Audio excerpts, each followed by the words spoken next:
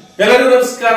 ನಾನು ನಿಮ್ಮ ಡಿವಿಜಿ ವಾಯ್ಸ್ ಕರಿಯಪ್ಪ ಹಾಗೂ ಕರ್ನಾಟಕ ಕಾರ್ಯನಿರತ ಪತ್ರಕರ್ತರ ಧ್ವನಿ ಸಂಘಟನೆಯ ದಾವಣಗೆರೆ ಜಿಲ್ಲಾಧ್ಯಕ್ಷ.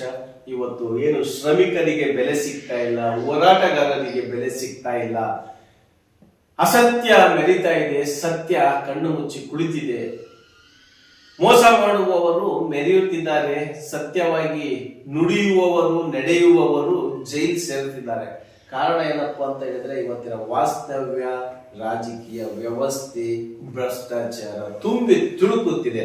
ಹಾಗಾಗಿ ಒಂದು ಸ್ಟೋರಿಯನ್ನ ನಿಮಗೆ ತಿಳಿಸ್ತೀನಿ. ಅದು ನಿಮಗೆ ಎಷ್ಟರ ಮಟ್ಟಿಗೆ ಅನ್ವಯಿಸುತ್ತೆ, ನಿಮ್ಮ ಜೀವನದಲ್ಲಿ ಎಷ್ಟರ ಮಟ್ಟಿಗೆ ತಿಳ್ಕೋಬೇಕು, ಅದನ್ನು ನೀವು ಬೇರೆ ಯಾವ ರೀತಿ ತಿಳಿಸ್ಬೇಕು.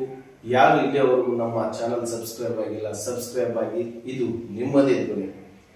ಶ್ರಮದ ಹಿಂದೆ ನೋವು, ಸಾಧನೆ, ಸಂತೃಪ್ತಿ ಹಾಗೂ ಸಾರ್ಥಕತೆಯ ಮನೋಭಾವ. ಪತ್ರಿಕಾ ರಂಗದಲ್ಲಿ ಕಳೆದ 20 ವರ್ಷಗಳ ಸುದೀರ್ಘ ಸೇವೆ ಜೊತೆಗೆ ಸಿಹಿ ಕಹಿಗಳ ಬೆಟ್ಟದಷ್ಟು ಅನುಭವ ಒಂದು ಕಡೆ. ಇಂದು ಕಳೆದ 3 ವರ್ಷಗಳ ಹಿಂದೆ ಸಾಮಾನ್ಯ ಪತ್ರಕರ್ತರ ಪರ ಧ್ವನಿಯಾಗಲೇಬೇಕೆಂಬ ಸಂಕಲ್ಪದೊಂದಿಗೆ ಕಾರ್ಯನಿರತ ಪತ್ರಕರ್ತರ ಧ್ವನಿ ಸಂಘಟನೆಯನ್ನ ಏಕಾಂಗಿಯಾಗಿ ಸೇರಿಕೊಂಡು, ಇದು ಬಂಗ್ಲೆ ಮಲ್ಲಿಕಾರ್ಜುನ್ ಅವರ ನೇತೃತ್ವದಲ್ಲಿ ಹೇಳ್ತಾ ಇರ್ತಕ್ಕಂಥ ಮಾತು. ಯಾಕೆ ಅಂತ ಹೇಳಿದ್ರೆ ಸುಮಾರು ವರ್ಷಗಳಿಂದ ಪತ್ರಕರ್ತರಿಗೋಸ್ಕರ ಹಗಲಿರುಳು ಶ್ರಮಿಸ್ತಕ್ಕಂಥ ಬಂಗ್ಲೆ ಮಲ್ಲಿಕಾರ್ಜುನ್ ಅವರು ಹುಟ್ಟುಹಾಕಿ 100 ವರ್ಷಗಳ ಇತಿಹಾಸ ಹೊಂದಿರುವ ಕಾನೀಪ ಸಂಘದ ವಿರುದ್ಧ ಪರ್ಯಾಯ ಸಂಘಟನೆಯನ್ನು ಮಾಡುತ್ತಾ ಸಾಗಿದ್ದರು.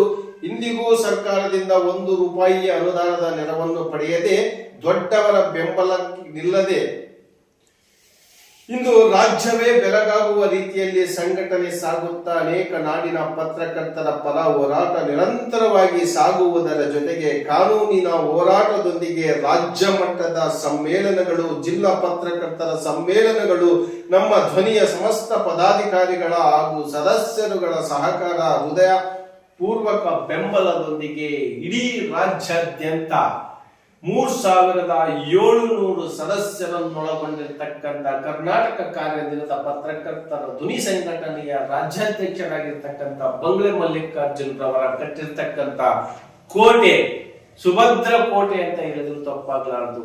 ಆ ಒಂದು ಕೋಟೆಯಲ್ಲಿ ಸತ್ಯಕ್ಕೋಸ್ಕರ ಹೋರಾಟ ಮಾಡ್ತಾ ಇರ್ತಕ್ಕಂಥ ಪತ್ರಕರ್ತರ ಮೇಲೆ ಹಲ್ಲೆ, ಪತ್ರಕರ್ತರ ಮೇಲೆ ಕೇಸು, ಪತ್ರಕರ್ತರ ಮೇಲೆ ಪ್ರತಿಯೊಂದು ರೀತಿಯಿಂದಲೂ ವರ್ತನೆಯಿಂದ ನಡೆದುಕೊಳ್ತಾ ಇರ್ತಕ್ಕಂಥ ಈಗಿನ ರಾಜ್ಯ ಸರ್ಕಾರಕ್ಕೆ ಧಿಕ್ಕಾರ ಕೂಗುತ್ತಿರುವ ಬಂಗ್ಲೆ ಮಲ್ಲಿಕಾರ್ಜುನ್. ಯಾಕೆ ಅಂತ ಹೇಳ್ತೀರಾ? ಈ ಪತ್ರಕರ್ತರ ಬಗ್ಗೆ ಸ್ವಲ್ಪನೂ ಕಿಂಚಿತ್ತು ಯೋಚನೆ ಮಾಡದ ರಾಜ್ಯದ ಮುಖ್ಯಮಂತ್ರಿಗಳು, ಸಂಬಂಧಪಟ್ಟ ವಾರ್ತಾ ಇಲಾಖೆಯವರು. ಈ ವಾರ್ತಾ ಇಲಾಖೆಯವರು ಅಂದ ತಕ್ಷಣ ನನಗೆ ನೆನಪಾಗುತ್ತೆ, ಯಾರು ಪತ್ರಿಕೆಯನ್ನು ಪ್ರಿಂಟೇ ಹಾಕಲ್ಲ, ಆದರೂ ಅವರು ಕರೆಕ್ಟ್ ಸಮಯಕ್ಕೆ ಹಣವನ್ನು ಬಿಡುಗಡೆ ಮಾಡಿಸ್ಕೊಳ್ತಾರೆ. ಯಾರು ಸರಿಯಾಗಿ ಪತ್ರಿಕೆಯನ್ನು ನಡೆಸ್ಕೊಂಡು ಹೋಗ್ತಾ ಇರ್ತಾರೆ, ಅವರಿಗೆ ಒಂದು ಕಿಂಚಿತ್ತು ಸಪೋರ್ಟ್ ಮಾಡದ ವಾರ್ತಾಧಿಕಾರಿಗಳು. ಈಗಾಗಲೇ ಕೇಸ್ಗಳು ಸಿಕ್ಕಾಪಟ್ಟೆ ನಡೀತಾ ಇದ್ದಾವೆ. ವಾರ್ತಾ ಇಲಾಖೆ ಇರೋದು ಒಂದು ವೇಸ್ಟ್ ಅಂತಾನೆ ಹೇಳ್ಬೋದು. ಇವತ್ತು ಪತ್ರಕರ್ತರಿಗೆ 4ನೇ ಅಂಗ ಅಂತ ಹೇಳ್ತಾರೆ. ದಯವಿಟ್ಟು ಯಾರು ಪತ್ರಿಕೋದ್ಯಮದಲ್ಲಿ ಇರ್ತಕ್ಕಂಥ ಉದ್ಯಮ ಮಾಡ್ಕೊಂಡಿರ್ತಕ್ಕಂಥವ್ರು ಚೆನ್ನಾಗಿದ್ದಾರೆ. ಪತ್ರಿಕೆಯಲ್ಲಿ ನೇರ ನುಡಿಯಿಂದ ಜೀವನ ಮಾಡಿ ನೇರವಾಗಿ ಜನರಿಗೆ ತಿಳಿಸ್ತಕ್ಕಂಥ ವ್ಯಕ್ತಿಗಳಿಗೆ ನನ್ನದೊಂದು ಕಿವಿಯ ಮಾತು, ಪತ್ರಿಕೋದ್ಯಮ ಒಂದು ಅಂಗ ಸಂಸ್ಥೆನೇ ಅಲ್ಲ, ಇರೋದು 3 ಅಂಗ: ಶಾಸಕಾಂಗ, ಕಾರ್ಯಾಂಗ, ನ್ಯಾಯಾಂಗ. ಈ ಪತ್ರಿಕಾಂಗವನ್ನ ಸುಮ್ಮನೆ ಇಟ್ಕೊಂಡಿದ್ದಾರೆ ಅವ್ರಿಗೆ ಬೇಕಾದಾಗ ಯೂಸ್ ಮಾಡ್ಲಿಕ್ಕೆ.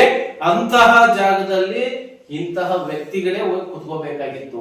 ಯಾರು? ಬಂಗ್ಲೆ ಮಲ್ಲಿಕಾರ್ಜುನ್ ಅಂತವರೇ ಹೋಗಿ ಕುತ್ಕೋಬೇಕಾಗಿತ್ತು. ಯಾಕೆ ಅಂತ ಹೇಳಿದ್ರೆ ನೇರವಾಗಿ ಎಲ್ಲರಿಗೂ ವಿಚಾರವನ್ನು ತಿಳಿಸ್ತಾ ಇದ್ರು.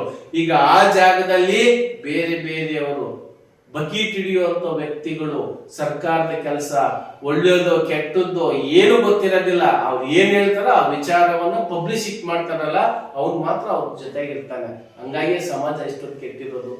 ಆದ್ರೆ ಪ್ರತಿಯೊಬ್ರು ಅರ್ಥ ಮಾಡ್ಕೊಳ್ರಿ, ಸತ್ಯ ನೇರವಾಗಿ ತಿಳಿಸ್ತಕ್ಕಂಥ ವ್ಯಕ್ತಿಗಳನ್ನ ಸಪೋರ್ಟ್ ಮಾಡಿ. ಇದು ನಿಮ್ಮದೇ ಧ್ವನಿ, ನಿಮ್ಮದೇ ಶಕ್ತಿ.